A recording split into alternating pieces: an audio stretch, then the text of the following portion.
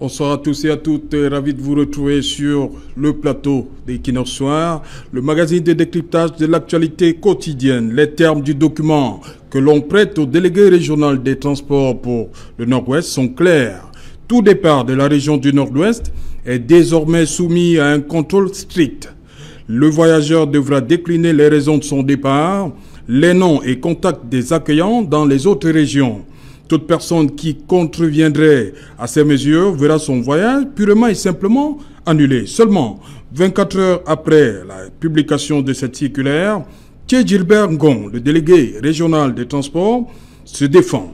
C'est un faux document, je ne l'ai pas signé. Et il poursuit en disant « Il s'agit d'un document falsifié pour me faire porter la responsabilité ».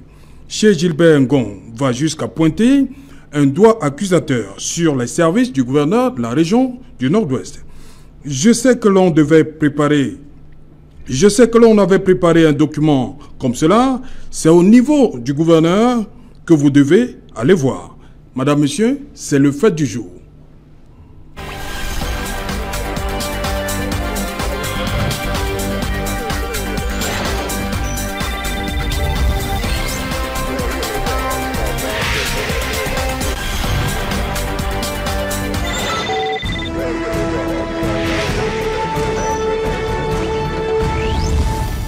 Sortir du Nord-Ouest sous condition, c'est le fait du jour, Madame, Monsieur. Et justement, pour en parler, je suis avec Maître Nkamwa Limène Flaubert. Bonsoir.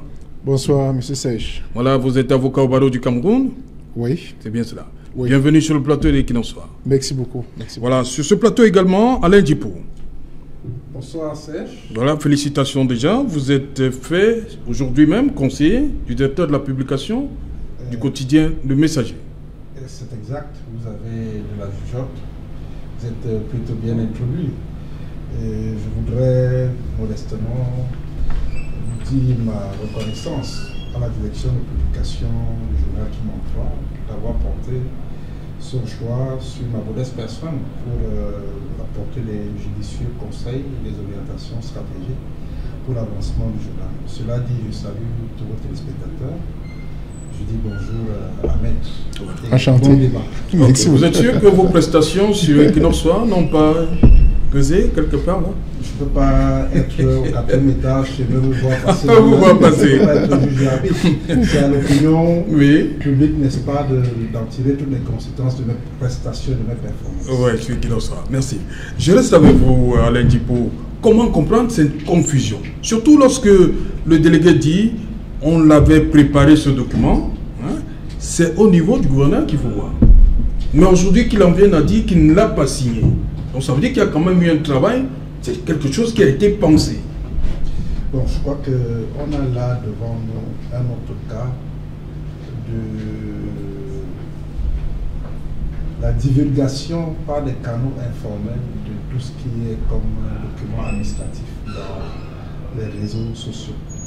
Si une telle mesure qui était dans le pipe, comme le laisse entendre le responsable du ministère du Transport dans la région du Sud-Ouest, se retrouve sur la place publique, c'est tout simplement que l'information a fuité quelque part, et certainement à travers les mailles des services, n'est-ce pas, du gouverneur de la région du Sud-Ouest.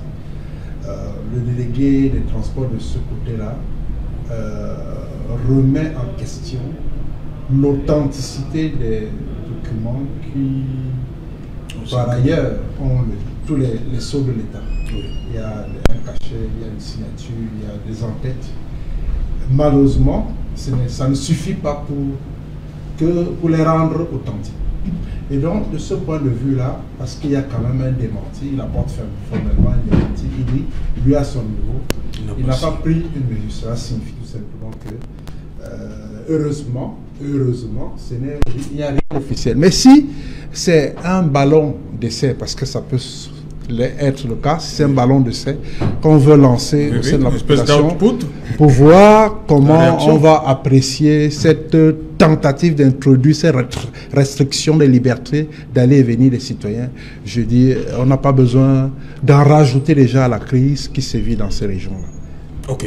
Barista, dites-moi, vous avez ces deux documents.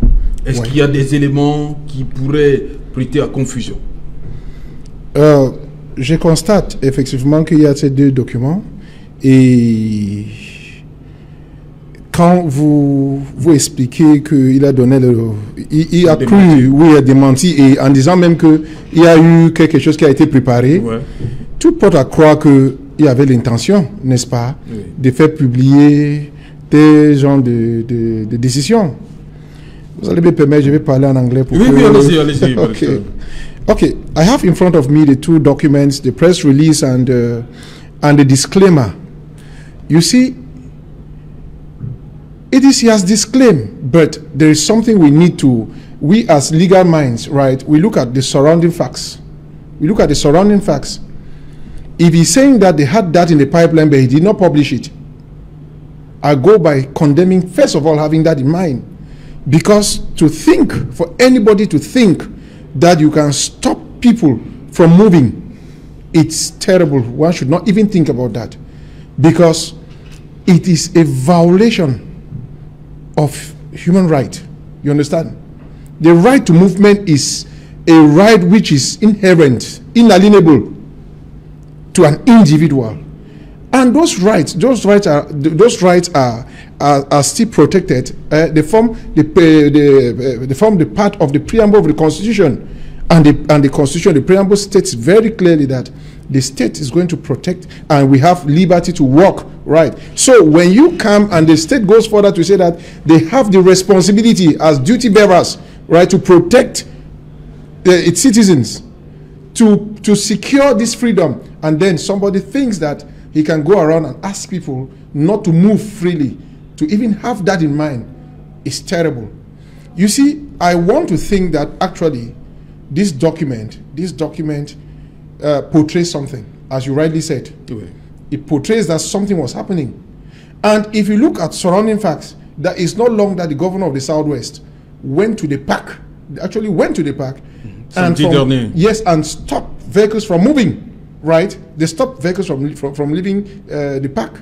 Non, and it's maybe... Barista, il allait causer avec ceux qui étaient en train de vouloir partir. I'm talking news. The news I got from, even from Equinox, was that he asked that people should go. He discussed with people, discouraged them not to go, and it will appear they asked the drivers to stop. And it's about 2 hours later that vehicle started moving. I have information of people who were even there. So to think that anyone can stop somebody from moving, it's a terrible thing. And it's a violation of the Constitution, violation of international treaties that we've signed, human rights treaties that we've signed, which takes precedence over our national laws. It's madness to think about it, to say the least. Donc je voudrais rapidement ajouter que au-delà de la violation des droits de la Constitution, parce que le préambule de notre Constitution est clair, que les libertés et la sécurité des populations, des Camerounais sont garanties, tout comme la liberté de se mouvoir. Alors, si l'intention, si on part sur la base de ce que l'intention peut valoir l'acte, alors on est en droit, on est fondé de se dire quand même que ce qui a tenté d'être passé comme une décision de l'autorité administrative dans le sud-ouest, dans le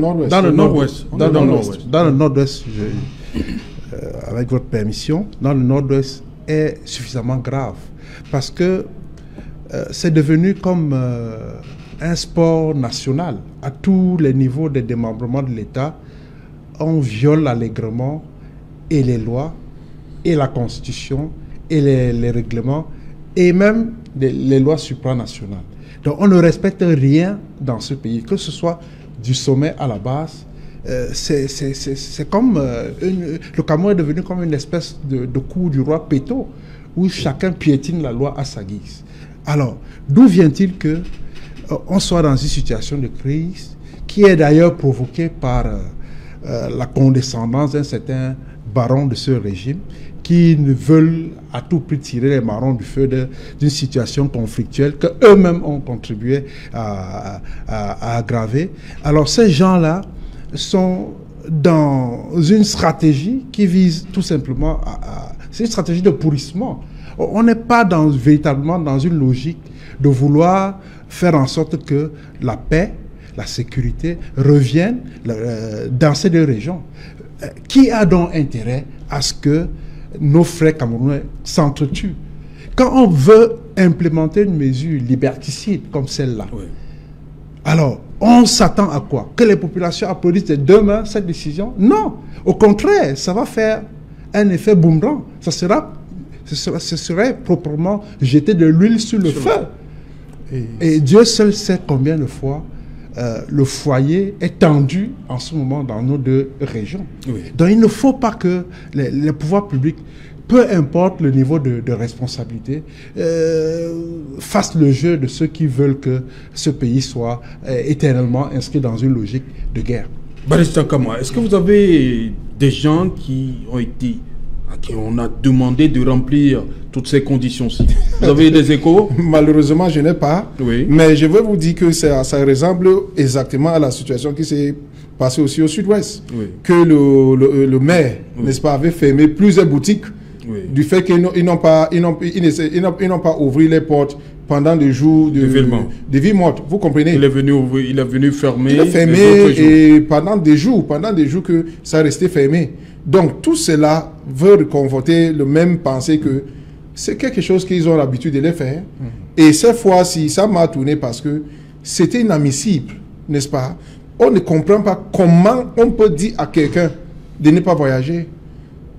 Et on dit tantôt que nous sommes Cameroun, c'est indivisible, n'est-ce pas? Qui porte à croire que je peux quitter le nord-ouest, je viens habiter au sud-ouest, je peux venir habiter là, avec ta permission. Vous freinez des gens de ne même pas bouger. Barista. En même temps, ils sont en période de, disons, la guerre. Barista, avec ta permission, je voudrais ajouter quelque chose qui me semble fondamental. Ces gens-là qui désirent partir de Boya et des environs, partir de Bamenda et des environs, parce que il y a la guerre. Oui, ils sont pris entre deux feux. On peut leur coller l'épithète, la qualité de réfugiés. C'est des personnes, c'est des déplacés qui cherchent une espèce de survie, une bouée de sauvetage pour garantir la suite de leur jour sur terre. Donc jusque-là, les autorités administratives ne voient pas qu'ils sont en train de vouloir piétiner des droits des réfugiés, des déplacés, qu'impose une sale guerre qui n'a même pas sa raison d'être. Monsieur Otto, oui, j'ai notre attention, n'est-ce pas? Pourquoi on réfléchit sur quelque chose? Oui.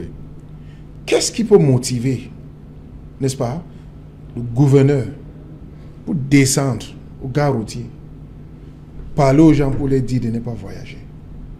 Qu'est-ce qui peut le motiver?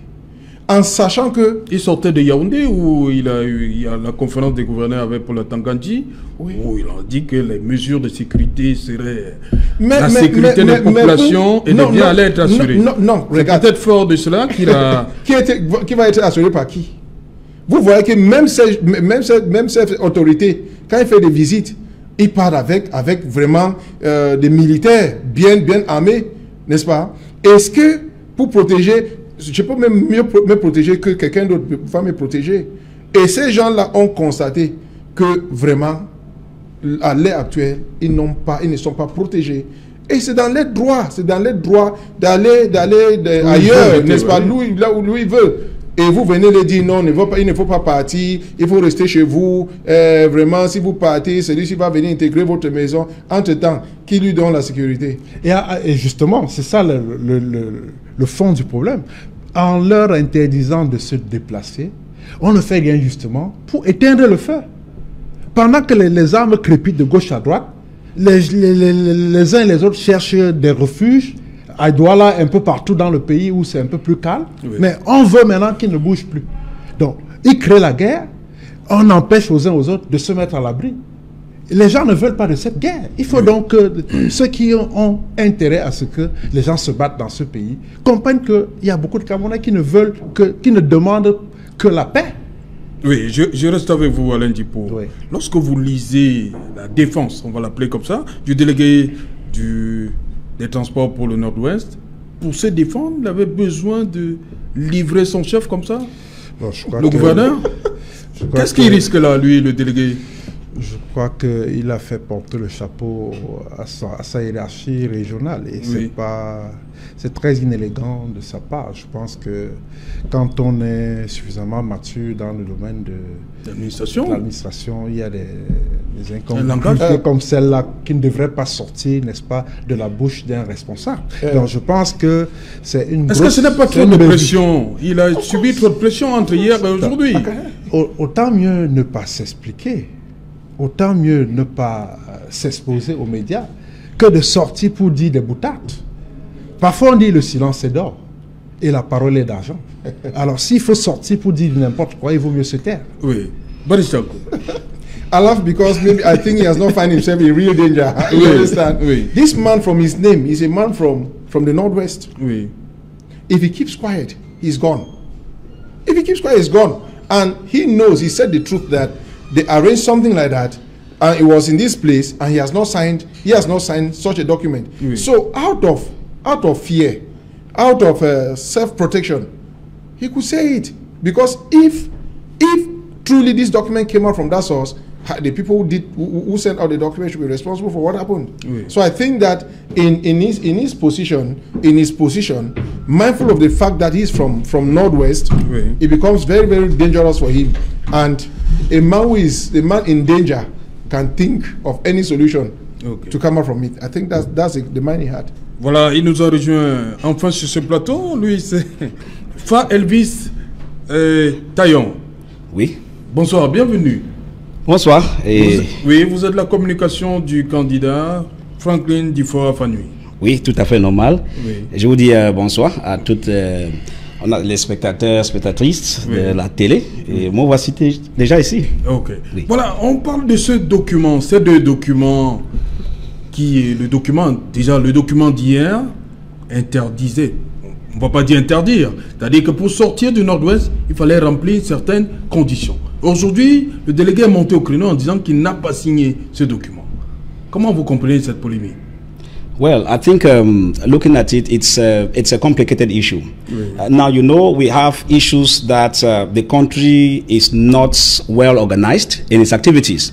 Now, when we look at it, it's similar to what we found in the one-time communique that came from the senior divisional officer in Manu Division, où c'est Peter Etienne, je ne sais pas, mais il y avait un sous-préfet là-bas, il avait signé un décret, et dans quelques heures, avant 24 heures, il y avait quand même d'autres décrets qui sont, décisions qui disent que non, ce n'est pas comme ça. Bon, we look at it, we are living in quite a complex system. Now, we have a situation whereby, when there is a crisis, because those who are placed there to manage the crisis are not qualified, I repeat, are not qualified as per se, they are forced to make some errors. Because if you are in a milieu as an administrator and there's an issue at stake, it requires you to do what we call consultation. If you are the GO, tu es un sous-préfet ou préfet, tu dois faire ce qu'on appelle consultation avec hiérarchie. Il ne faut pas que tu sors quelque chose aujourd'hui et après, il y a aussi d'autres informations qui sont, ou des informations qui disent que non, ce que tu avais sorti n'était pas vrai. Bon, nous ne sommes pas des enfants. Now, when you look at the communique that comes out, now, you'll be asking the regional, are you telling us that it was pirated? Are you telling us that somebody took your stamps?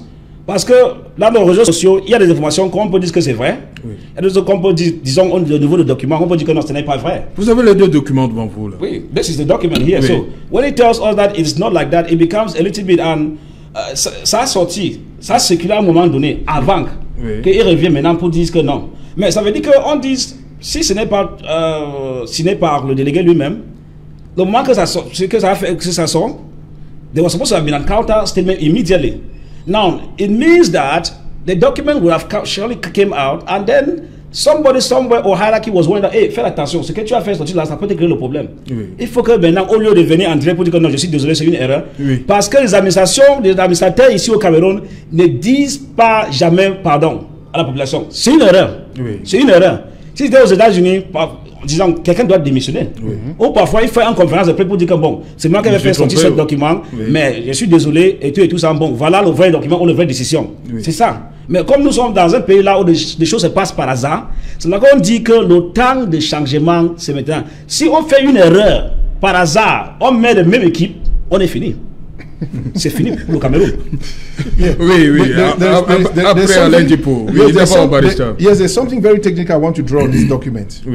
Now, if you look at the content of this document, right, you ask yourself a question: does he have the capacity of signing such a decision? Voilà.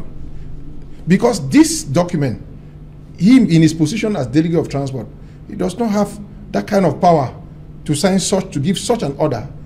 It is more of the administrative, like the DO and the governor, who can do this. So when you look at that, le gouverneur l'a envoyé au casse-pipe. Donc il a raison de dire qu'on a voulu lui faire porter le chapeau. Bon, le délégué du... Avec l'éclairage de maître, je crois qu'on est fondé de penser que effectivement c'est le support du gouverneur. Le gouverneur l'a utilisé comme fusible. Et donc maintenant il faut qu'il tire simplement toutes les leçons.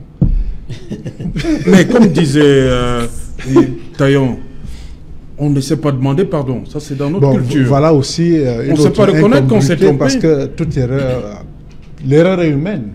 Oui. Et donc, quand on a failli quelque part, la moindre des choses, parce que nous sommes là pour représenter les intérêts d'un peuple, pour représenter les intérêts des populations, quand on a failli quelque part, modestement, on devrait pouvoir reconnaître qu'on a failli et demander humblement, avoir l'humilité de demander pardon. Yeah. Donc, ce n'est pas, ça ne rabaisse pas l'être humain, au contraire, ça grandit plutôt.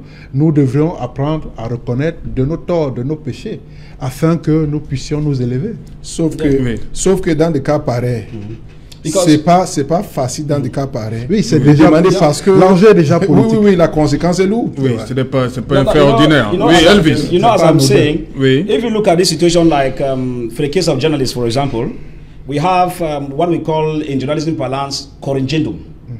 Now, journalists are always humble. That's true. Je sors une information. Je trouve qu'il y avait une erreur. Je n'ai pas fait beaucoup d'investigations à la manière que je devais faire. Et sort d'autres informations en disant que c'était une erreur. On peut se tromper par bonne foi. On peut se tromper parce que, just like our brother was saying, that anybody is liable to error. You understand? All right. When you make an error as a human being, I think you get that respect when you come back to it and say, please, I'm sorry for this.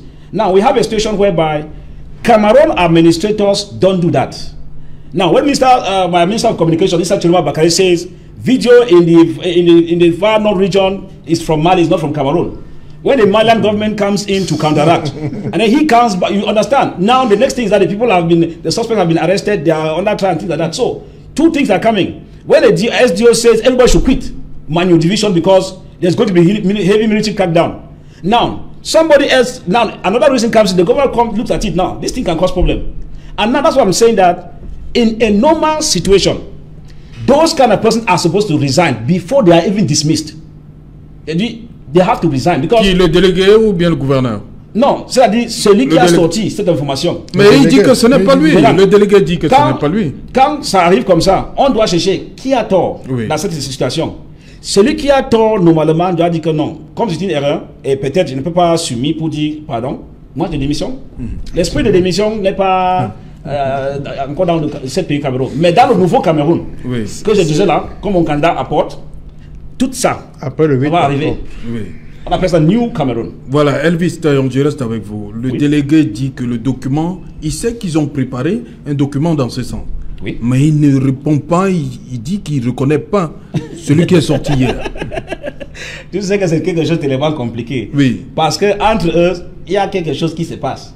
Bon, ça veut dire qu'en effet, aucune personne va prendre assumer la responsabilité. Mais il est très courageux là en pointant le gouverneur du doigt. Oui, parce que normalement, dans des choses d'affaires comme ça, quand tu vois des documents sortent comme ça, si tu es dans cette période, on doit avoir des hiérarchies qui doivent être au courant, même s'ils ne disent pas que, même s'ils ne signent pas, normalement en ce moment-ci, surtout dans nos régions de nord-ouest et de sud-ouest. Même quand un sous-préfet prend une décision, c'est sûr que le préfet et le gouvernement, il est au courant, même s'il ne signe pas dans le dossier. Il devrait même viser. Il devrait même viser normalement. Et même mettre ce dossier dans son bureau, dans le bureau d'archives, archives, so that s'il y a un problème là, on peut rapidement faire sortir ça. Mais dans ce cas-ci, bon, comme on a constaté que ce qu'on a fait sortir n'est pas normal, ça crée un peu de problème. Bon, tout le monde est en train de fuir. Ce n'est pas un peu de problème. C'est vraiment vraiment le problème, en tout cas. Oui, Elvis, dites-moi, vous avez eu des contacts avec ceux qui voulaient voyager. Est-ce qu'ils ont été confrontés à cette mesure? Est-ce que la mesure est appliquée? Est-ce qu'on a tenté de l'appliquer? No, for those I spoke with, they had not yet been applied. Oui. But from every indication, it shows that they were getting set to apply it when there were indications that it would be catastrophic if they apply. Oui. So with this kind of thing, if you see something like that, dans l'administration, c'est sûr qu'il y aura des appels, même disons de côté de Yaoundé. Oui. Mais qu'est-ce que vous êtes en train de faire? Mais je me disais que dans un pays normal, ils devaient faire des investigations. De l'origine de ce dossier, c'est comment? Parce qu'il y a quelqu'un derrière cette affaire. Et s'il y a ça, on doit faire sortir la personne, on est puni. Mais lorsqu'on est dans un pays là où toutes les choses c'est de politique, on casse des mauvais gérants, des mauvais administrateurs, on garde et tout ça. Regarde là où on se trouve. Oui. Regarde là où on se trouve. Oui, je reste encore avec vous, Elvis. Samedi dernier, c'est le gouverneur Bernard Okalia Bilai qui est descendu à la gare routière de Maï 17 à Bouya pour dissuader ceux qui voulaient partir de la ville. Comment vous avez réagi à cette sortie d'Okalia Bilai? Mais en réalité, ça m'étonne. Parce que le gouverneur Okalia Bilai que je connais, quand je l'y vois à un moment donné soumis, oui, il était. Première chose, c'est bon. Même oui, mais un homme peut changer, non, Elvis? Non, un homme peut changer. Vous-même, vous avez parlé tout à l'heure de... C'est là que je félicite. Voilà. C'est là que je on peut dire qu'on s'est trompé. Mais quand je félicite, oui. Mais je ne suis pas sûr que ce qu'ils disent sont dans son cœur. Parce qu'on doit juger d'autres événements. Oui. Ça, ce n'est que le premier. Parce que depuis que le Christ anglophone a commencé, celui qui a payé des dents de chienne, celui qui a fait des choses, tu vois, avec la force, comme le gouvernement maintenant, tous c'est de force, comme ils ont de l'armée. Vous-même, vous venez de dire qu'il a changé, non? Oui, non, je dis que oui. Ce n'est que le début de commencement. Oui. Moi, je félicite. Mais si, en réalité, le mouvement que le gouverneur a mis sur place, oui. Pour montrer humilité, d'aller à la Maï 17, causer avec les gens un peu, si c'est en temps normal, qui viennent au fond de son cœur, moi je les félicite. But I'm looking at it critically because now we have a situation, Serge, oui. When last year, some few months ago, in Nguti, oui. The duo of Nguti, when people had escaped to the bushes, it is not, il faut revenir, il n'y a pas de problème. Des gens sont revenus en disant que non, c'est le sous-préfet qui a parlé. Un gars, il était devant sa porte. Il sort de se laver. En rentrant, on le tue. Devant sa porte. Bon, ça veut dire que moi, je vais dire, je ne le cache pas. Quand un administrateur me dit que, en ce moment, par rapport à ce qu'ils ont montré de leur caractère, si un administrateur me dit que non, Elvis ne fuit pas, hein, des hommes armés, ce sont tes amis. Non, mais donc vous n'avez plus confiance en l'administration? Moi, personnellement, je n'ai pas confiance à un administrateur. À un moment, je vais vous dire la vérité. Parce que les administrateurs, c'est des gens qui devaient même couvrir les gens, la population. Mais à un moment donné, ils se comportent comme si des gens sont des chiennes. Et ce n'est pas normal. Mais quand je mets le gouverneur du Sud-Ouest et le gouverneur du Nord-Ouest, mais en réalité, celui du Nord-Ouest, l'Afrique adopte, c'est mon gouverneur. Je ne parle pas parce que c'est mon gouverneur. Hein. Mais en réalité, lui-même, si tu mets les deux gouverneurs au niveau de comparaison, celle du Nord-Ouest, quand même, il se comporte comme un père. Parce que parfois, même, il descend au terrain. Parfois, il est avec nous, avec nous les journalistes. Ils disent non, pardon, excusez-moi, vous voyez, non, ça c'est pour vous protéger. Sa dernière sortie, il a demandé à ceux-là qui sont dans la forêt de venir déposer les armes. Quand tu regardes l'Afrique d'Or, par exemple, oui. Bon, il a une décision. Disons, en tant qu'un a fait un mouvement, on dit non. Tous les employés qui se trouvent, qui doivent aller dans leur poste de travail, doivent aller là-bas. Oui. Bon, ce n'est pas le sous-préfet. Le sous-préfet. Qui devrait être réinstallé. Réinstallé. Et quand tu vois l'Afrique d'Or, quand il sort, il supplie même des enseignants. Non, je sais que c'est comme ça, mais essayez de. Ça, c'est un langage administrateur qui quand même, qui est responsable. Bon, quand tu vois notre administrateur qui donne que l'ordre, je vous donne tel nombre de jours, si vous ne faites pas, vous allez voir ce que l'État va faire. Ce n'est pas normal. Ça veut dire que si l'État marche bien, des gens de gouverneurs, d'administrateurs qui terrorisent la population, on doit les faire lever. Parce que toi et moi, en tant que Camerounais, on a le droit d'avoir le service de l'État. C'est une manière confortable. Pas comme une manière comme si nous sommes dans la guerre. C'est vrai, il y a des activités de socialisme, mais ce n'est pas tout le monde qui a des socialistes. Bon, à un moment donné, maintenant, des administrateurs dans des côtés régions nord et sud-ouest croient que tout le monde sont des socialistes. Et ce n'est pas normal. Alain Djipose, Elvis a parlé de cette crise de confiance-là. Comment faire entre les populations et les autorités? Il dit qu'il n'a plus confiance. Comment faire pour faire revenir la sérénité, rétablir cette confiance qui est en train de partir? Je crois que le fossé devient de plus en plus abyssal entre les rapports qu'entretiennent les autorités administratives et les populations.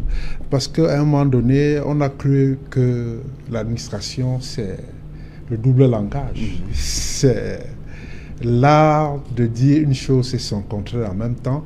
C'est l'art de mentir, savoir mentir, utiliser les belles phrases pour amadouer quand ça arrange et pour menacer quand ça arrange aussi. Donc je pense que on devrait sortir de cette logique de va-t-en-guerre pour prêcher par le bon exemple. Il a pris l'exemple effectivement de Adolphe Lélé, l'Afrique, qui se comporte dans la région du Sud-Ouest comme un père de famille. Un père de famille, c'est celui qui est à l'écoute, n'est-ce pas, de sa propre famille, de ses enfants, de ses concitoyens. On annonce que dimanche, je crois la nuit de samedi à dimanche dernier, il y a eu des coups de feu à sa résidence. Oui. Apparemment, c'était plutôt une fausse alerte. Il y a eu plus de peur que de mal. Oui. Donc finalement, c'est quelqu'un qui écoute beaucoup plus, donne des conseils, se comporte comme un vrai responsable. Parce que quand la situation est déjà tendue, il faut savoir manier la carotte et le bâton. Il ne faut pas rentrer dans une logique de condamnation, dans une logique de déstabilisation par le langage. Parce que dès on l'a vu aller accueillir les premiers prisonniers de cette crise, entre guillemets, Adolphe Lélé l'Afrique, à descente des bus. Bon, il les a accueillis. Il n'y a rien de plus citoyen que ce type de comportement. C'est tout à fait normal. Et je crois que c'était un message fort pour dire que vous êtes la bienvenue dans votre région. À la maison, donc, on va continuer à évoluer ensemble. Il n'y a pas de problème, il n'y a pas de feu dans la maison. On vous a gardé au frais pour des raisons que vous connaissez. Et maintenant, la justice est en train de faire son travail. Le chef de l'État a demandé qu'on vous élargisse. Vous êtes libre. Alors, vous êtes les bienvenus. Donc, il n'y a pas on ne devrait pas en rajouter, je veux dire. Ok. Barista, je reste avec vous. Il y a ce terme qu'on nous dit, force doit revenir à la loi. C'est le langage que les autorités aiment bien utiliser. C'est un peu agressif là, non, maître?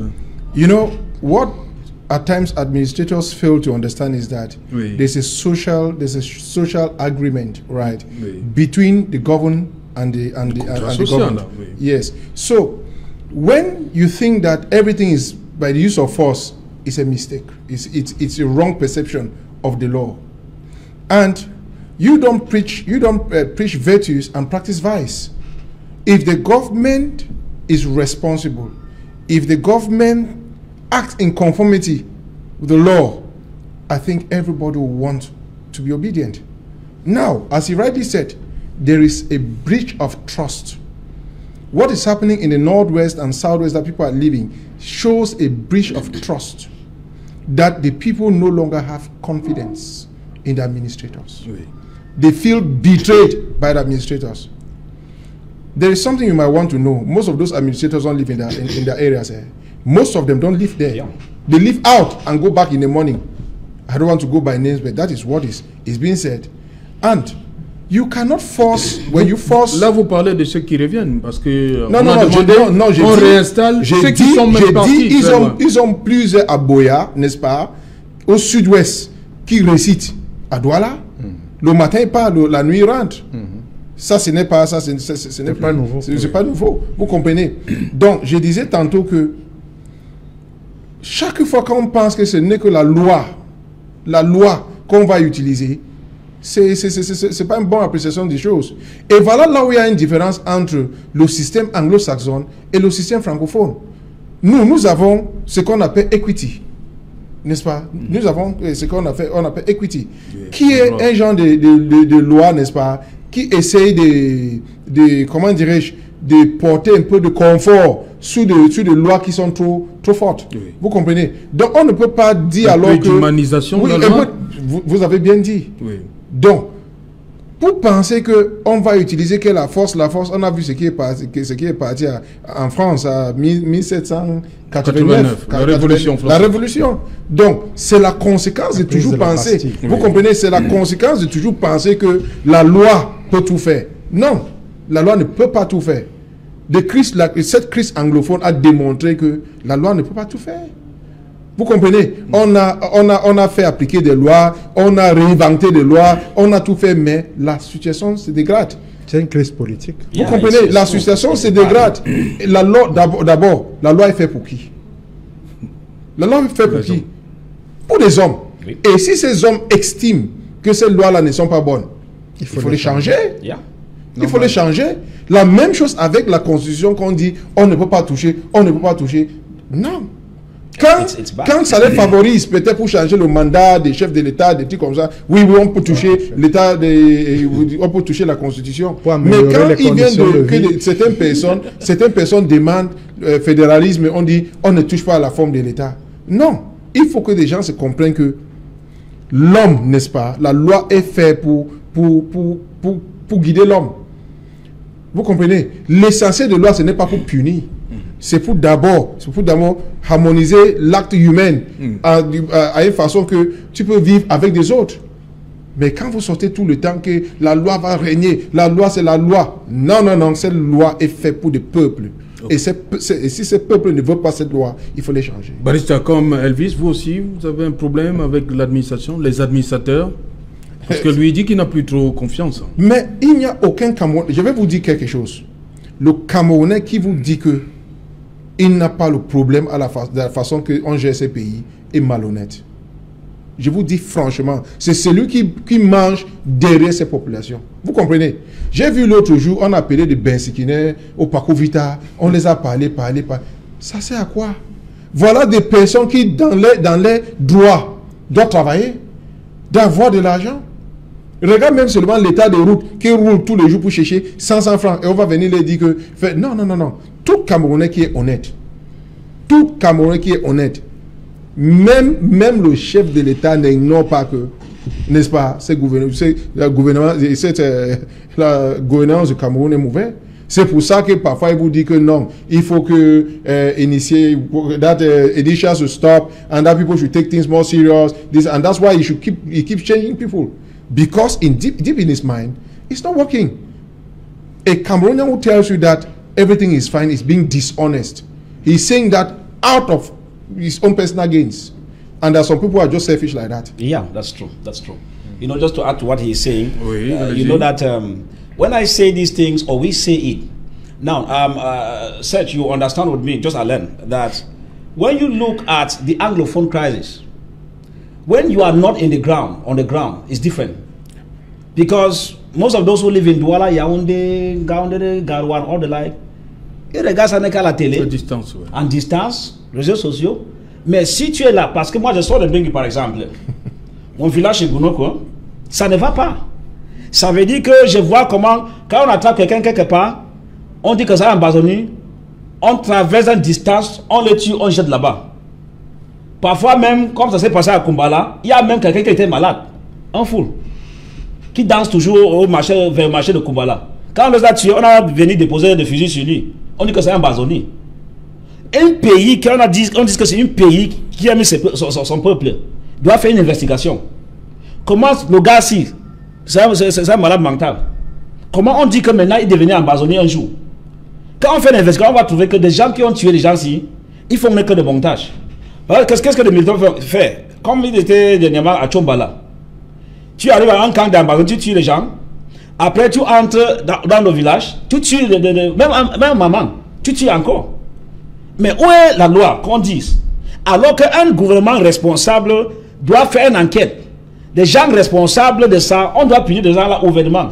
On n'attend pas que des gens se plaignent. Après, on dit qu'on a arrêté les gens là, ils sont déjà connus, alors qu'on les a laissés faire le travail ailleurs. It is not normal. So when you look at it critically, if you look like my SGO in Momo, Absalom Wolamonono, we are not saying all the administrators are bad. Oui. Out of a whole lot of them, you can have just l'armée aussi, il y a des bons grains. Because my SGO in Momo, for example, is Falani, Absalom Wolamonono. Quand tu vois le sous-préfet de Oko, dernièrement c'est lui qui a donné l'ordre aux hommes militaires de retirer. Ah, vous croyez quand même en ces autorités-là? Oui, ces autorités. Vous semblez dire que... Non, pour ces autorités, moi j'ai confiance à des gens comme lui, celui de Oko, le préfet de la département de Momo. Le reste là, ce sont des gens qui jonglent seulement. Parce que quand tu me dis non, ne fuis pas, reste là-bas. Lorsque les militaires arrivent, lui-même n'est plus là. Lui-même n'est plus là parce que normalement, comme ils disent là, most of them are not staying where they are. And then secondly, they are heavily militarized. How do you tell a teacher to go and teach in Furawa or in Womb when he has no security? That is the more reason why I'm saying that the time for lies telling is over. Come on, nous ne sommes pas des enfants. They say you can on n'est pas encore en campagne. Hein. Non, on n'est pas en campagne. Vous aurez une émission, votre candidat. Ça c'est vrai. Franklin Dufort, il va passer à étudier 2018, ça va commencer bientôt. Ça va commencer. Voilà, vous bon, allez... dans cette, ce qu'on est en train de mettre sur place, ça veut dire que quand on dit les administrateurs, on n'a pas confiance. Il y a certains, comme je viens de citer là. Oui. Mais normalement, qu'est-ce que je dis?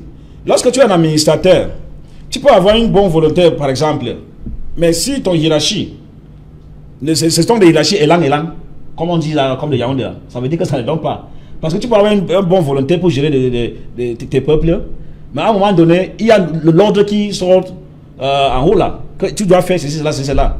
Quand tu vois le ministre à Tanganji, par exemple, dirige, pour lui, c'est l'ordre, c'est un militaire, il doit être un général. Parce que même dans nos réunions, ce n'est que la force. Mais je dis toujours que quand il y a un système, quand on change la forme de l'État, si tous les sous-préfets là, ou le préfet là, étaient des gens ils passent par l'élection, et ne devraient pas comporter comme ça. Aucun jour peut comporter comme ça.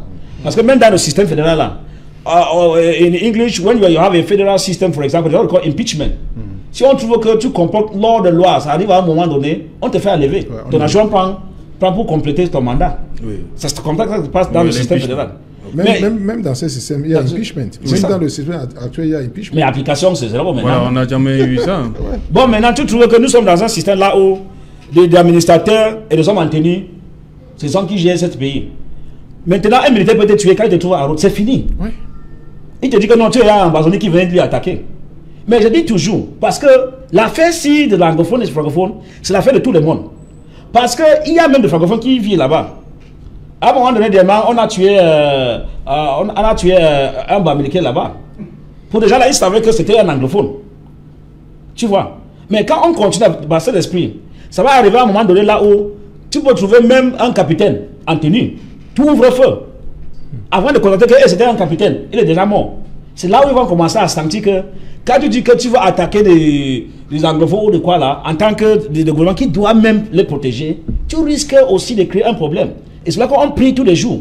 Qu'il ne faut pas qu'on arrive là où il ne faut pas. Parce que si on arrive de côté là, pour mettre tout ça en contrôle, ça sera tellement difficile. Mais je sais que le pays et les dirigeants de ce pays ne savent pas là où on est en train d'aller. Parce que quand les deux gouverneurs me disent que everything is under control, c'est faux. Je vous dis. Quand les gouverneurs me disent dans leur discours que I want to assure you that everything is under control, quand eux-mêmes sont peur, parce que souvent, le gouverneur peut descendre sans militaire. Et maintenant, quand il descend, son cortège dépasse le cortège du président. Pour bien.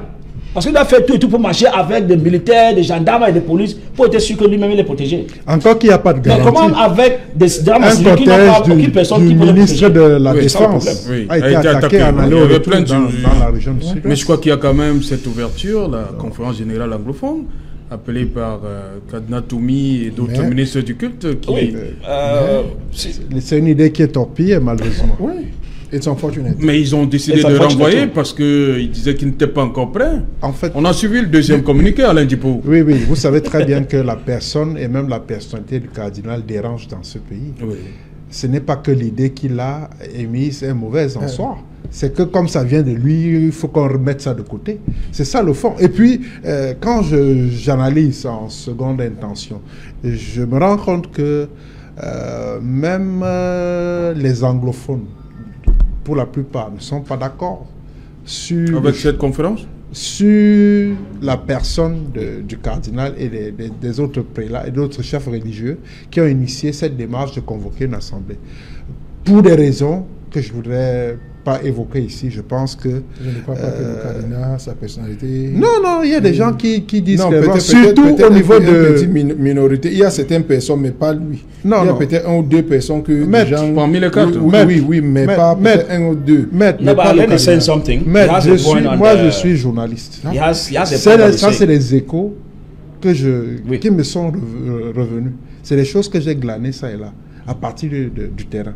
C'est-à-dire qu'il y en a qui disent clairement que vraiment l'idée du cardinal et de ses coreligionnaires est bonne. Mais seulement comme ça vient de lui, c'est une personnalité qui est marquée politiquement, c'est que lui veut que les choses aillent dans une direction qui n'est pas la même que celle du régime en place. Ah, bête. Et donc, pardon et donc, ça fait qu'il y a des divergences, y compris au sein même de la communauté anglophone. Il y en a qui disent que même le secrétaire permanent, oui, Simon Monzo, oui, il y en a qui trouvent qu'il ne devrait pas être, pour des raisons soit de contentieux historiques ou bien c'est quoi. Il y a des choses comme ça qu'on trouve à redire sur ces personnalités-là. Ça ne veut pas dire que c'est la position d'Alain Djipou. Je relève juste des échos qui me sont parvenus. Mais ces personnes ont au moins le mérite d'avoir osé mettre sur pied, avancer cette idée. Yeah, you know, what Alain is saying, Djipou is, you know, what he's saying is factual as a journalist. As a journalist, because when you get to the ground, as we said earlier, the idea of Cardinal Tumi and the rest, Simon Munzu is not the wrong one, Doctor. Simon Munzu is not the wrong one, because it's an idea that seeks to solve a problem. Now, the bitter truth in it, which Alain is saying, is that there are controversies on the ground. I am repeating and saying it over and over. Those who are watching us understand what I'm saying. Why is a controversy? Historical issues, some people don't think that, like someone like Dr. Munzu is supposed to be part of that. For Kazatumi, they are not doubting. Some people think so. Now, because Kazatumi has a reputation that every Cameroonian respects. Yes, that's true. That one is true. Now, the worry here is, and I joined with that worry, the way the country is functioning now, you can bring a best idea. So long as the idea does not move right up to the top, you are wasting your time. I have told many people over and over, I will say it today, and I will say it even after tomorrow, that any move geared towards maintaining peace in Cameroon now that is not supported by the one who created the problem, that's the head of state and his entourage, you are wasting your time.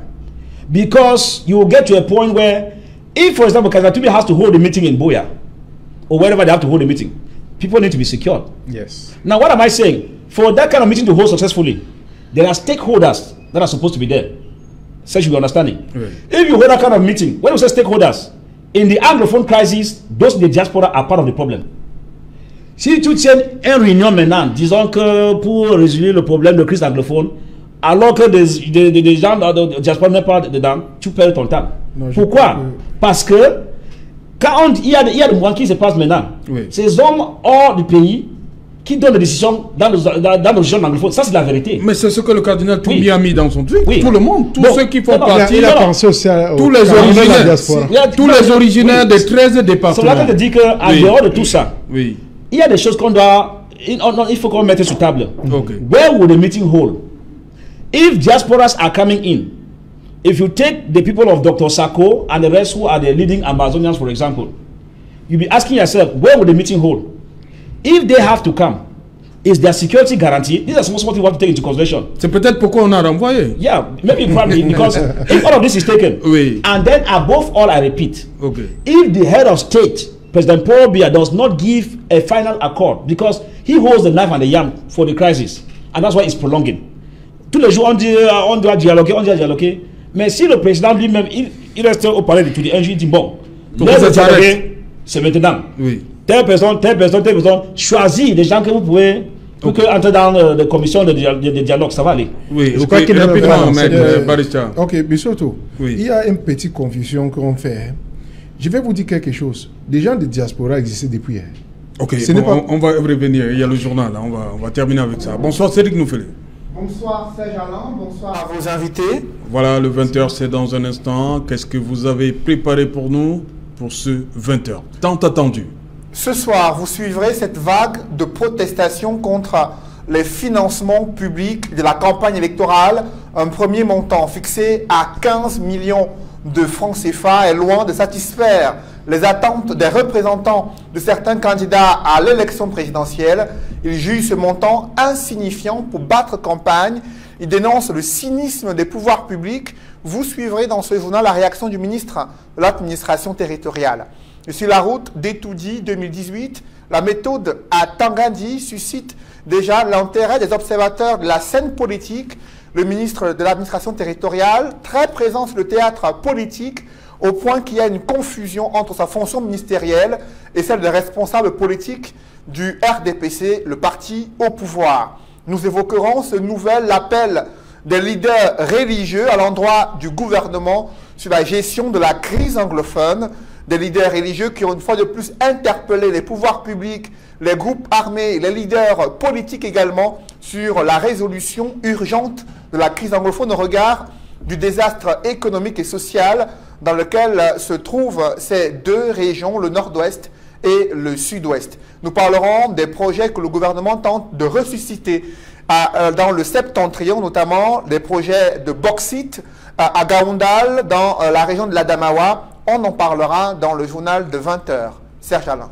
Voilà le développement de tous ces titres. C'est dans le 20h de Cédric Noufélé dans un instant. Et quant à moi, madame, monsieur, je vous retrouve après. Ici que mes experts pour le débrief.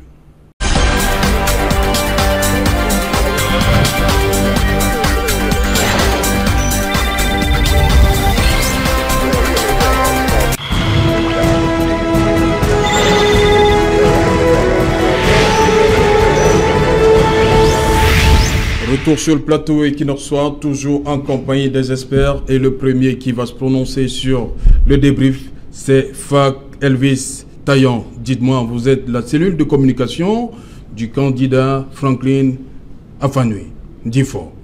Pourquoi vous n'avez pas pris 15 millions aujourd'hui?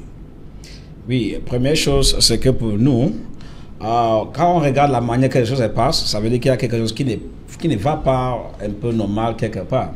Ça veut dire que lorsqu'on dit que bon, quelqu'un lance 30 millions d'abord, tu sais que début... Donc vous voulez récupérer les 30 millions? Non, pas de 30 millions qu'on dit on devrait récupérer, parce qu'on n'est pas de côté là.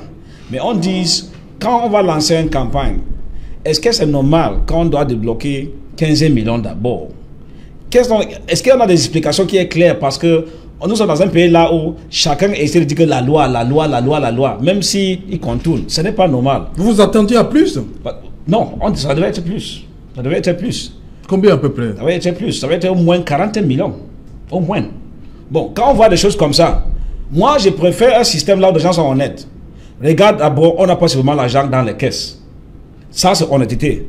Bon, en ce moment, on vous prie, essayez de prendre ça, on voit si dans 5 jours, une semaine, on peut rajouter. Ça, c'est normal. Mais lorsqu'on vient avec des mesures, non, c'est la loi qui provient que. Est-ce qu'on dit d'abord, est-ce qu'il y a une loi ici qui dit que un parti politique doit verser telle somme pendant des élections? On a commencé à un moment donné, c'était pas même 10 millions.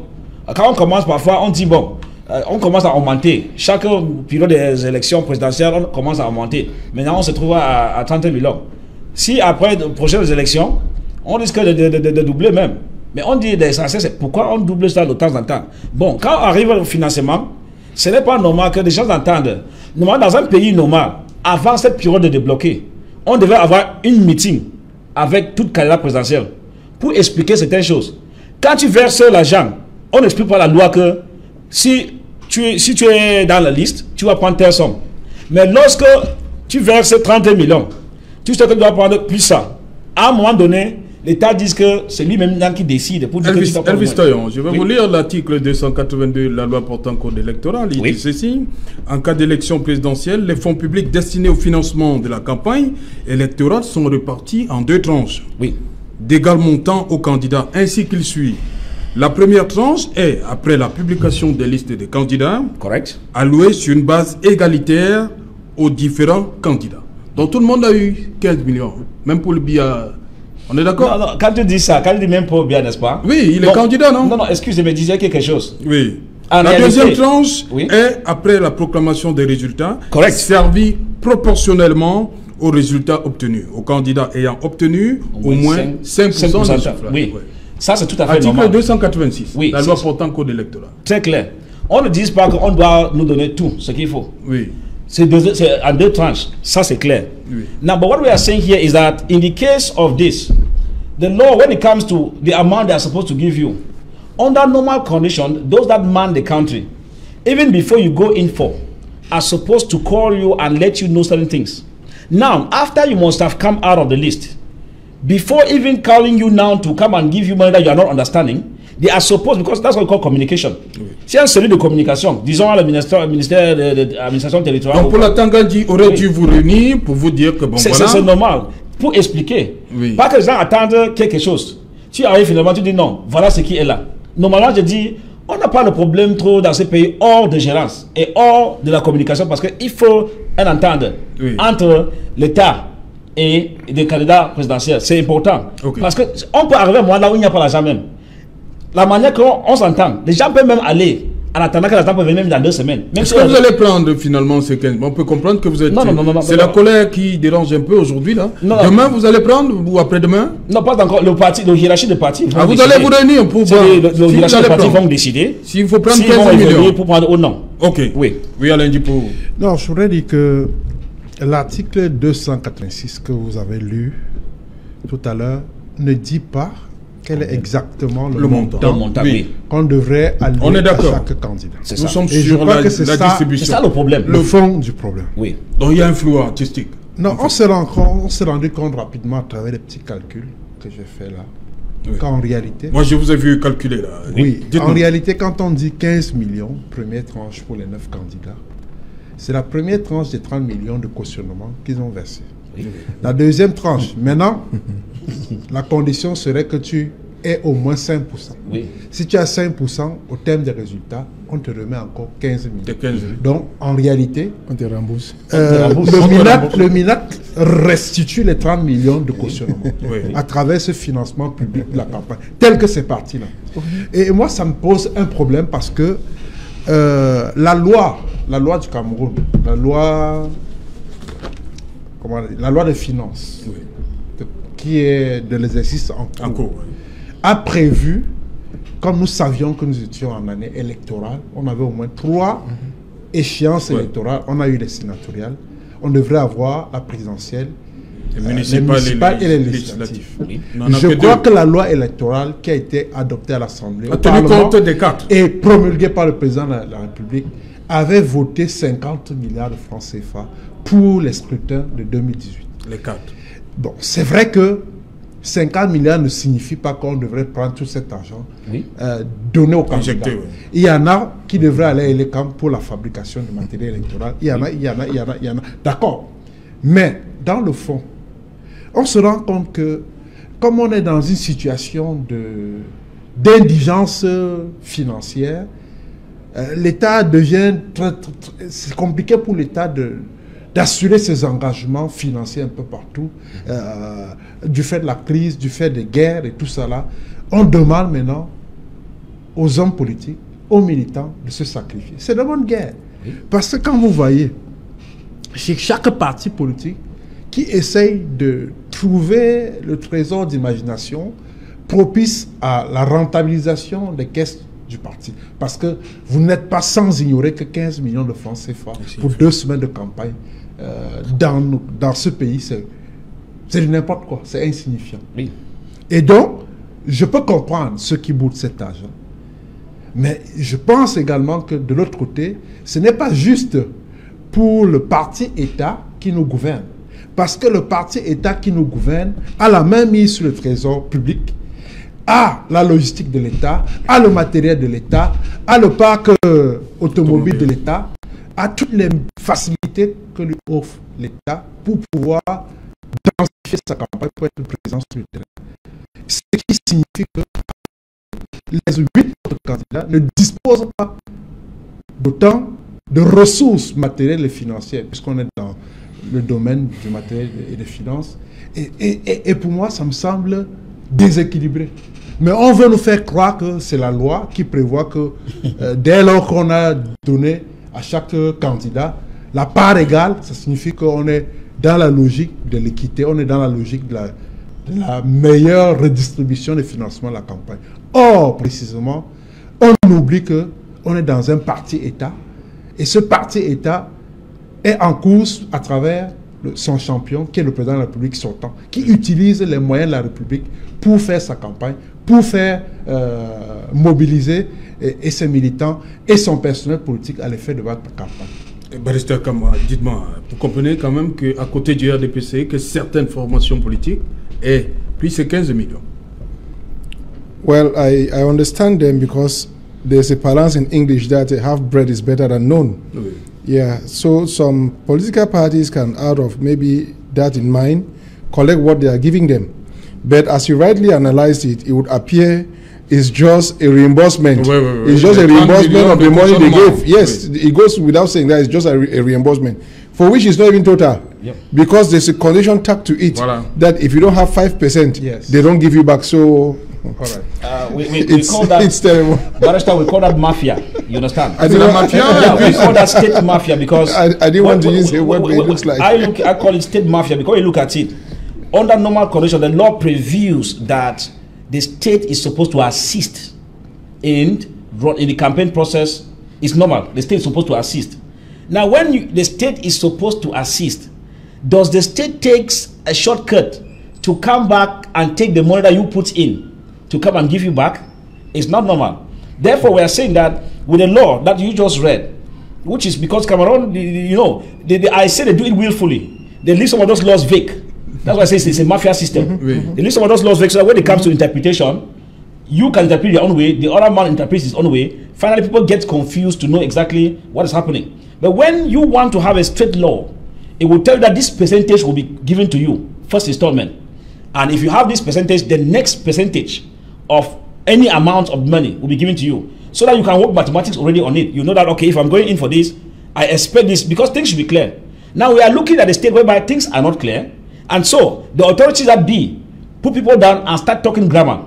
And they tell them, no, the law provides that. That's why the amounts and the condition under which they will take to give you that amount of money is not very clear. I'm talking about the amount of it. Oui. Just take the first installment. Oui. Then, after the election, if you have 5%, the same percent. Yeah, the rest of it will be given to you. Now, even the rest, how much do you know that will be given to you after that? So it still becomes another problem. That's why I say that it's a state mafia system. But as I said earlier, oui. Like what Alain is saying, we're in a state whereby all of us understand the issues at stake. And an honest government will call you down. Because we know that even the municipal and the legislative were shifted, financial reasons also came in. Because at the point in time at the National Assembly when they're working on it, they realized that to run municipal election, parliamentary election, and presidential election will be very costly for the state. It's normal. If the state decides to see that they don't have the means. Mais qu'est-ce qu'on dit? Un pays qui aime son peuple devait appeler les gens là.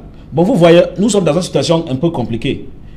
Si l'État m'appelle, disons je suis candidat présidentiel, pour expliquer les difficultés, je vais accepter parce que je sais que nous tous, nous sommes dans une crise qui nous gêne.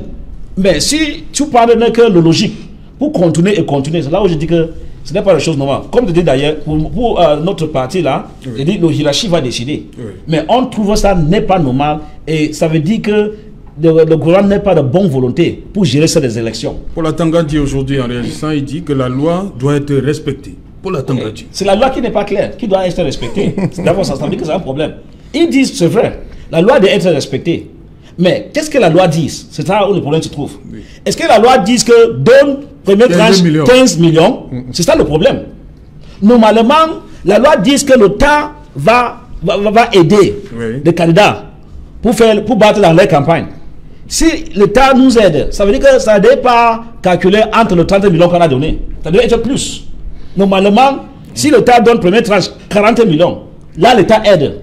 Parce qu'on sait que si on arrive à 5% et au-dessus, on va avoir, disons le reste, même si c'est 40 millions, ça veut dire 90 millions. Ça serait bon. Je vais vous dire quelque chose. En cette période-ci, normalement, nos candidats, par exemple, Ndifo Franklin Afani, oui, le candidat présidentiel le plus jeune, je vous dis ça. Il a fait où en ce moment-ci? Oui, en ce moment, il finit en Gandolé maintenant. Il était en Gandolé aujourd'hui. Il va descendre à Meganga, Garouaboulaye pour entrer à Betoua. Et aussi, il sera à Meyormosala. Et pour clôturer à Nanga et Boko. Bon, il faut savoir que samedi, on prend Kongsamba, Loum, Penja jusqu'à Souza Mbanga. Et lundi, ça sera lundi de lundi ici à Douala. On va vous dire ça. Mais c'est vrai, on vous invite. On l'attend. On invite Equinox. Parce que ça sera très fort au stade Cité Sikam. À Cité Sikam, vous aurez l'autorisation? On a déjà tout, le papier. Ok. Il y a des gens qui avaient l'autorisation aussi. Bon, sur le financement, je voudrais quand même, avec ta permission, Serge Alain, je voudrais quand même aussi indiquer que si parmi les 9 candidats, il y a eu quelques qui ont fait les calculs, qui tablaient sur un business, c'est-à-dire vous injectez 30 millions dans le cautionnement et vous espérez vous en tirer avec le financement, avec un peu plus d'argent. Je crois que cela doit simplement déchanter. Parce que en réalité, le système qui est mis en place ne permet pas que, effectivement, les candidats aillent sur le terrain avec des armes égales. Il y a déjà un déséquilibre. Donc forcément, et même l'ECAM qui devrait, qui se déploie dans la confection du matériel électoral, les bulletins pour faire la campagne, et tout ça là, n'a pas songé à faire des bulletins uniques pour minimiser les coûts, rendre l'opération moins onéreuse. Oui. Et donc, ça a dû jouer également. Parce que si l'ECAM avait accepté le principe sur la base d'un consensus qu'on ait des bulletins uniques avec toutes les photos des 9 candidats, ça devrait faire en sorte que l'argent qui est dépensé vachement à l'imprimerie pour multiplier autant de bulletins fois 9 candidats, on devrait faire une bonne économie et puis ça devrait rendre l'opération moins lourde et puis moins coûteuse. Malheureusement, cette initiative-là n'a pas été prise en compte. On n'oublie pas les bulletins de certains candidats. Non, en fait, le bulletin unique suppose simplement qu'on mette les photos des 9. Oui. On n'a pas besoin de faire... Non, je parle de la multiplicité. On a multiplié les... Effectivement. Dans chaque candidat, il y a un lot de bulletins. Oui. Or, on aurait pu faire un seul lot en plusieurs millions de bulletins pour distribuer aux 9 candidats. Voilà, je reste avec vous Alain Djipo sur cette... on va l'appeler comme ça, Paula Tangadji, qui s'est retrouvé au parcours Vitin avec les conducteurs de mototaxi pour lancer, on va le dire également, c'était la campagne, il présentait son champion. On a vu les conducteurs de moto en t-shirt avec l'effigie du président, mais à risque, on l'a lu. Mais ce qui intrigue, c'est qu'à la tribune, on voit le gouverneur de la région du littoral, le préfet du Vouri, en tenue de commandement. Bon, ben, dans l'un des reportages qui est passé aux 20h tout à l'heure, votre brillant collègue de Yaoundé mentionnait le cas de M. Famdongo qui n'a pas souhaité s'exprimer du moment où on n'a pas encore ouvert officiellement la campagne. Je l'ai suivi dans l'un des reportages aux 20h. Et maintenant que M. Atangadji vienne à Douala à la faveur d'une réunion avec les autorités administratives, et prend pour prétexte son séjour de Douala pour faire un meeting de lancement officieux d'une campagne électorale, parce qu'on a vu à travers vos images des conducteurs de moto-taxi avec des t-shirts, abordés de t-shirts à l'effigie du président national du RDPC, avec des messages bien précis. Paul Biya, le meilleur risque, etc. Donc, bref, on n'était pas dans une situation commandée par le corps de métier qu'on appelle Bensikin. Donc le MINAT n'est pas venu mettre de l'ordre dans un corps de métier. Le MINAT est venu pour faire passer le message du parti, avant la lettre. Et donc, moi ça me pose un problème, parce que le régime lui-même est dans une incohérence, dans une situation confuse. La hiérarchie du parti dit, parce que M. Famdongo, souvenez-vous qu'il est secrétaire national à la communication du RDPC, la hiérarchie de ce parti, et donc c'est une hiérarchie, le parti, il fait partie du sommet, dit attendre l'ouverture officielle de la campagne pour passer un message précis à l'adresse des Camerounais. Lui, il se comporte comme un républicain. M. Atangadji, je ne suis pas sûr qu'il est venu à Douala avec l'ordre de mission du comité central du RDPC. Je ne suis pas certain. Donc, je ne vais pas rentrer dans les détails de ces missions dont je ne connais ni les tenants ni les aboutissants. J'observe tout simplement que, sur la base du reportage qui a été fait, il est venu dans une opération de charme, de séduction autour des Bensikineurs. Mais moi, j'ai bien envie de dire que ça me laisse un peu sur ma faim. S'il pense que s'il s'adresse aux bensikineurs avec qui ils n'arrivent pas même pas à s'accorder les violons en ce qui concerne la réglementation, la régulation de ce corps de métier. J'ai bien peur que son message ne fasse un effet boomerang, que les bensikineurs s'amassent pour récupérer les subsides qu'on leur a proposés pour se mobiliser et dire on se fiche pas mal de votre message. Donc, je ne voudrais pas en arriver là pour dire simplement que M. Atanga-Ndji, on le connaît activiste bien avant d'être ministre. Il est, si vous avez sur encore... la présence des autorités de la région, de la ville de Douala, en tenue de commandement. Non, mais vous savez très bien que c'est monnaie courante. Lorsque le parti État organise ses jamborées politiques un peu partout dans le pays, les sous-préfets sont là, les préfets sont là, les gouverneurs sont là, les ministres sont là. C'est le parti État, qu'est-ce que vous voulez? Mais nous le disons sur le plateau pour dénoncer, c'est pas normal. Mais parce que les habitudes ont la peau dure, et j'ai le sentiment qu'à un moment donné, ils se croient obligés d'être dans leur tenue de commandement. S'ils ont une carte de militant du LDPC, mettre la tenue de commandement de côté et puis aller comme simple civil, comme simple citoyen dans le parti pour lequel votre cœur bat. Je crois que ces gens-là ont le droit d'avoir des amitiés pour des formations politiques. Oui. On ne peut pas leur refuser cela. Bon, maintenant, quand ils viennent au cours d'un meeting de politique, d'un parti politique qui est au pouvoir, en tenue de commandement, le principe de neutralité, le principe de l'impartialité, c'est où à ce moment-là? Donc, c'est ce remue-ménage même, et ce cafouillis qui entache, n'est-ce pas, la gestion de notre administration. C'est-à-dire qu'on confond les rôles. C'est-à-dire, à un moment donné, on ne sait plus se départir des casquettes. Si on est gouverneur, si on est militant, si on est responsable politique, si on est. Voilà, Elvis Dayan, sur cette question. Déjà, Atanga-Ndji, puis il veut peut-être vous imiter. Hein. Vous aussi, vous êtes en pré-campagne électorale. Hein. Oui, tout à fait normal. Vous avez dit que votre champion est en Gaoundéré. Oui. Peut-être pourquoi Atanga-Ndji aussi a voulu faire le meeting. Non, mais c'est différent. Quand je dis différent, ça veut dire que ce qu'il fait ou ce qu'ils font n'est pas normal. Ce qu'ils font n'est pas normal. Ça veut dire que when you are in a country with administrative powers, you confuse two things. Quand je dis que les gens n'ont pas de confiance à certains administrateurs civils, ça cause des choses comme ça.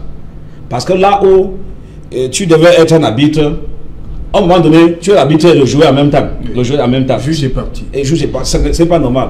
Normalement, with des affaires des administrations territoriales là, tu ne devais pas même entrer dans l'affaire de gérer le politique d'un parti ou l'autre parce que c'est sensible. C'est un ministère qui gère les élections ou supervise les élections parce que elle est comme c'est-à-dire administration au-dessus des élections. Now when we look at it the way it's moving, we start asking ourselves that there is a confusion somewhere because for territorial administration, now that he has been holding meetings with political parties and all the like, in Yaoundé, he has held several meetings with them, questioning them on what should be done. We take you as a Minister of Territorial Administration serious because you are like the supervisory organ of elections, ensuring that they must move well. Only at one point in time for us to see you come to Douala and at the same time you are heading a CPDM issue. It's not very normal. Another point in time, as we are saying, is for the fact that si tu es ministre de l'Agriculture ou tu es ministre de l'Habitat et le reste là, c'est différent. Mais normalement, dans cette période, vous devez arrêter le travail. Vous devez arrêter le travail et engager dans nos campagnes si vous voulez. Pas qu'en même temps, vous engagez le travail d'État, en même temps, vous engagez encore le travail politique. Ce n'est pas normal. Ça veut dire que on doit faire quelque chose, on appelle ça distinction entre les deux. Pas des choses. Alors que ce n'est pas la même chose. Donc, if you look at Atanga now, if elections come on October 7 and people are not satisfied with the results, they will say Atanga-Ndji rig the election. Ça veut dire que lui-même, il se met dans le problème, alors que le problème n'est pas encore commencé. Parce que normalement, dans chaque élection, les résultats, les gens discutent des résultats. Et ils cherchent des choses, they are looking for something to hang on. Bon, si on arrive, et ça dit que les gens n'aiment pas contents des résultats, on va dire que mais comment? celui qui organise l'élection, celui maintenant qui a fait le mafia pour aller gagner l'élection pour l'État. Ce n'est pas normal. Ok. Oui. Sur cette question, Barrister Kamwa, et puis on va sortir de l'émission. Hein. D'abord sur le rôle trouble du militant et du militant RDPC. Do you people think that is a coincidence that they appoint an Anglophone during an electoral year to be the Minister of Territorial Administration? No, it's not by error. C'est pas par l'erreur qu'il soit là. Qu'on prend un anglophone pour la première fois, n'est-ce pas, qu'il soit ministre de l'administration territoriale, il est là pour un but. Il faut qu'il, par tout le moyen, il accomplit ça. Donc moi, je lui regarde dans cette perspective. Voilà. Et le mot de la fin, vous voulez chuter sur le problème avant le journal? Oui. J'ai dit simplement qu'il faut que ces pays, il faut que l'administration de ces pays soit un peu sérieux.